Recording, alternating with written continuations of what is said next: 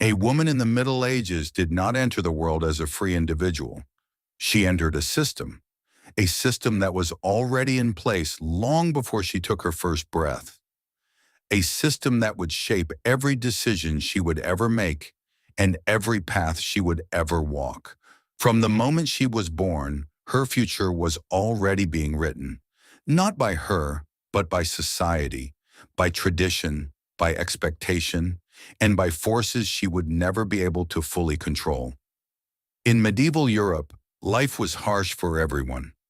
But for women, it was not just harsh, it was restricted, controlled, and defined.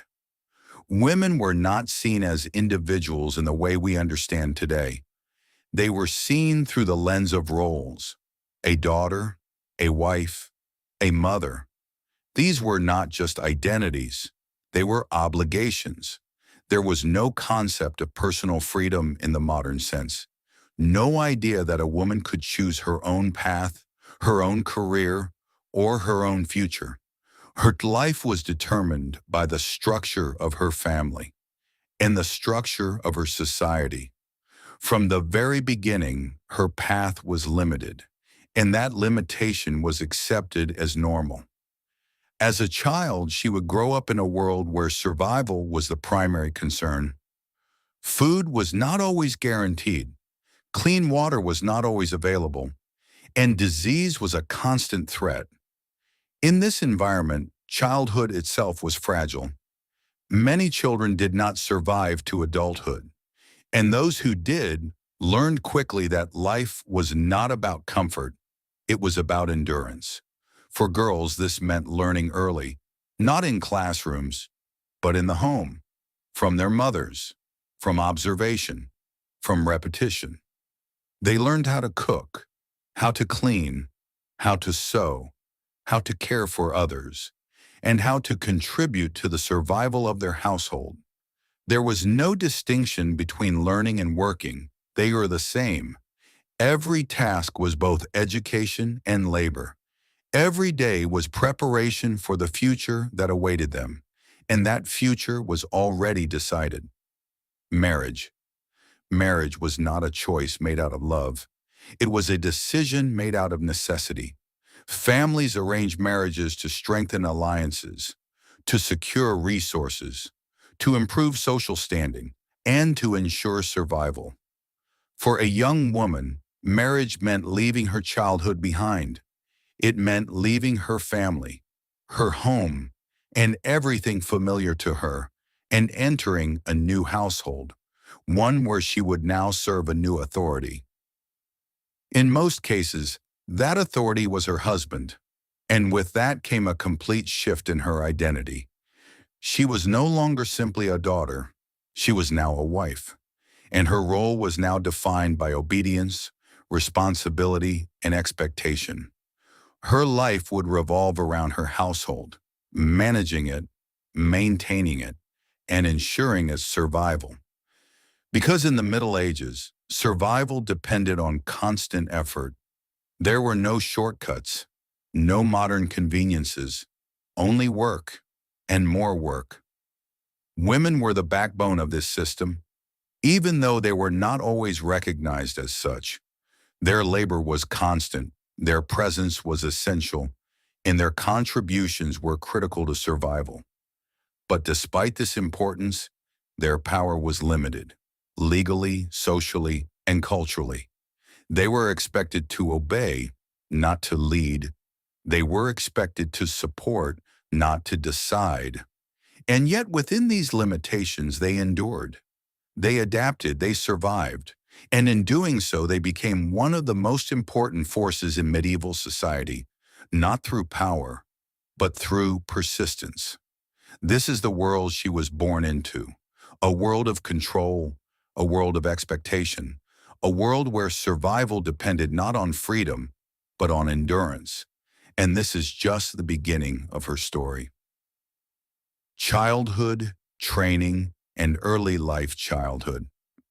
For a girl in the Middle Ages was not a protected phase of life.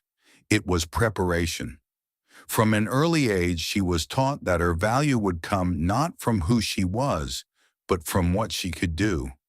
Her hands would become tools of survival. Her mind would be shaped by repetition, and her days would be filled with tasks that trained her for a future already decided. Unlike modern childhood, there was little separation between play and work.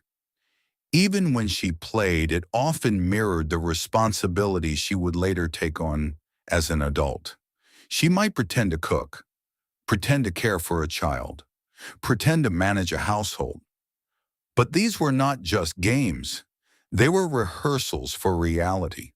From the moment she was capable of understanding, she was placed into a system of learning through observation. She watched her mother. She watched other women in her community, and through watching, she learned. She learned how to move, how to act, how to behave, and most importantly, how to survive. There were no formal schools for most girls. Education, if it existed at all, was limited and often reserved for those of higher social status. Even then, education was focused more on religious instruction and basic literacy than on personal development. For most girls, learning meant working alongside their families. Every task had meaning, every action had purpose. She would begin with small responsibilities, helping with food preparation, fetching water, cleaning living spaces. As she grew, so did her responsibilities. More tasks were added, more expectations placed upon her shoulders. Her body, even as a child, was shaped by labor. Her movements became efficient. Her posture adapted to carrying weight. Her strength developed not in a gym, but in the daily demands of survival. There was no concept of easing into adulthood. Adulthood arrived early, and with it came responsibility. By the time she reached adolescence, she was already being viewed through a new lens. No longer just a child, she became someone to be watched, someone to be prepared, someone to be evaluated for her future role. In many cases, discussions about her future would already begin at this stage. Marriage arrangements might be considered, potential matches evaluated, family alliances discussed. Her life was no longer just her own. It was becoming part of a larger social structure. This was the reality for most girls in the Middle Ages. A life built not on choice, but on expectation. A life shaped by tradition and guided by necessity. Survival, endurance, and legacy. A woman in this world lived within limits that were defined long before she was born. Her choices were restricted, her voice was controlled. Her future was shaped by forces beyond her influence. And yet, within those limits, she endured.